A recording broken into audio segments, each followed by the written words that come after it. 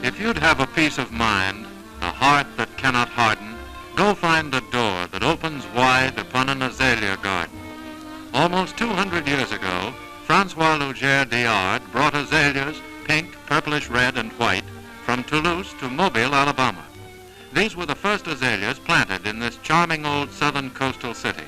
They had come from China, their native home, by way of southern France. From that moment, azaleas began to make Mobile distinctively beautiful.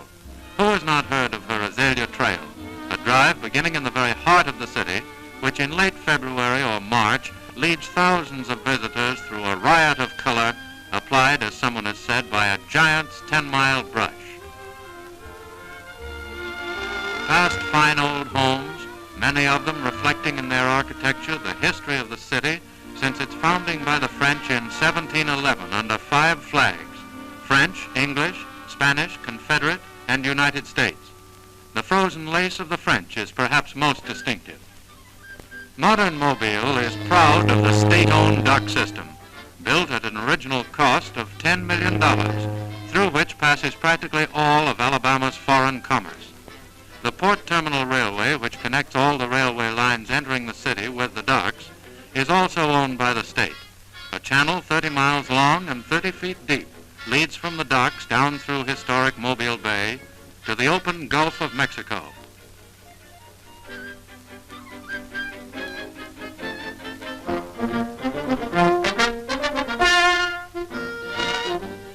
A fair share of the South's export cotton crop goes through the port.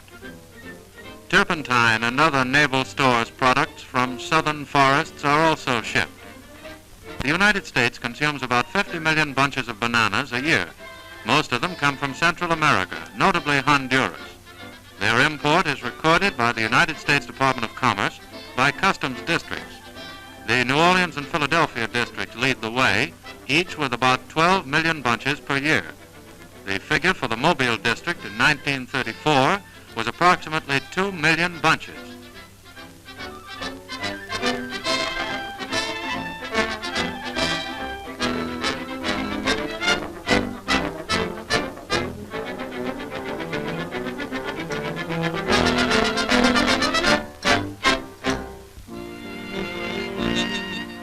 Three state parks, Gulf near Foley, Cedar Creek at Citronelle, and Little River near Uriah and Atmore, will serve the Mobile area. Their principal draw will be from 6 counties: Mobile, Washington, Clark, Monroe, Escambia, and Baldwin, with a total population of 250,000. Unusual features of Gulf State Park in Baldwin County are its location on the Gulf of Mexico and the presence of 3 large freshwater lakes within its boundaries. These lakes are said to be the only bodies of fresh water of noticeable size along the entire Gulf Coast. The coast country around Mobile is famed for its fishing. The Alabama Deep Sea Rodeo, held each year late in August, directs attention to the presence around the mouth of Mobile Bay of tarpon, silver king of the sea, and other fighting members of the Finny tribe which choose salt water for their habitat. But rivers, coastal canals, and the occasional lakes are equally interesting to sportsmen because of their plenitude of freshwater fish. Park development at Gulf State has included the joining of the 3 lakes by artificial channels to provide one of the South's fine freshwater fishing spots. Scarcely more than a stone's throw from the lake, across dunes of snow-white sand, the surf of the Gulf of Mexico breaks on the shoreline of the park. Bathing pavilions ought to be erected here for park visitors. The commonplace but necessary job of building vehicle trails in the parks presents varying problems for the Civilian Conservation Corps to solve. Rock and gravel, the usual road-building materials, are scarce in the Gulf State area. Muck, washed into pits by frequent rains, is thrown up on the soil to bind its sandy looseness.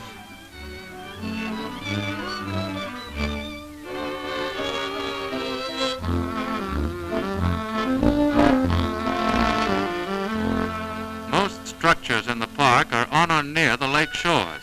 There are piers for fishing, boating, and swimming.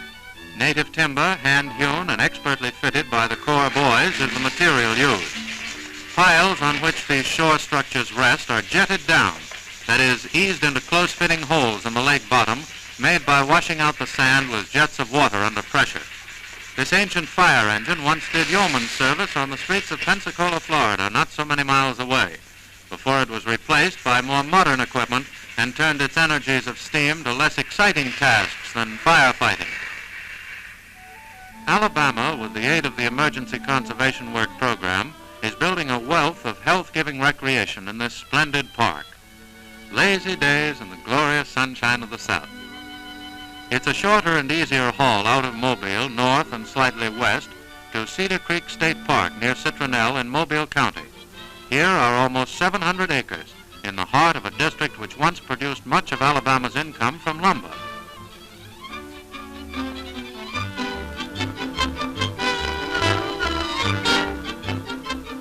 The Corps' biggest job here is the construction of a lake for recreational purposes.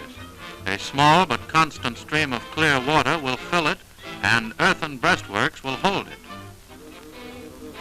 One of the principal park roads will cross the breast of the dam.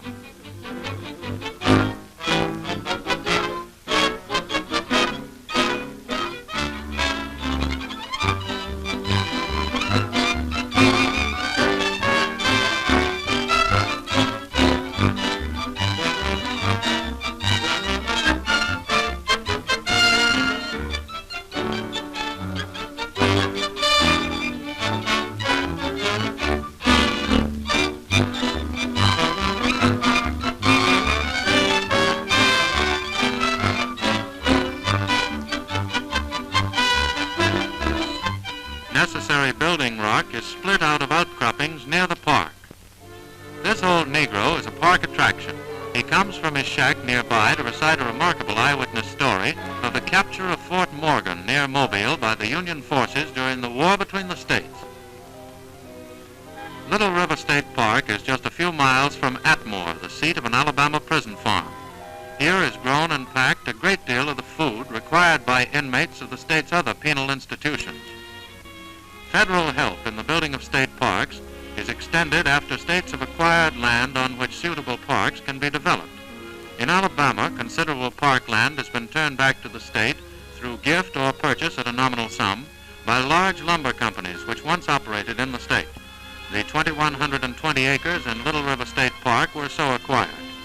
A well-organized fire prevention system protects not only the state park property, but many thousands of acres of privately owned land nearby.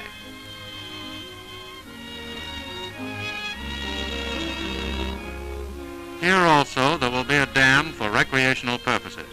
Careful examination of soil conditions is made to ensure permanency of construction. Overnight cabins and other park structures will be clustered about the water area, and something has to be done about mosquitoes.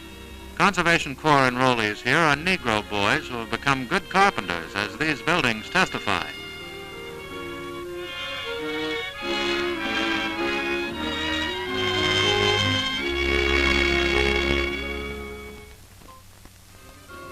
In Alabama, as in many other sections of the United States, has come quick indication of the popularity of the state park movement, which has been given its greatest impetus by the Civilian Conservation Corps. It takes years to build a park, and long before Little River was completed, it was being used by folks from many miles around.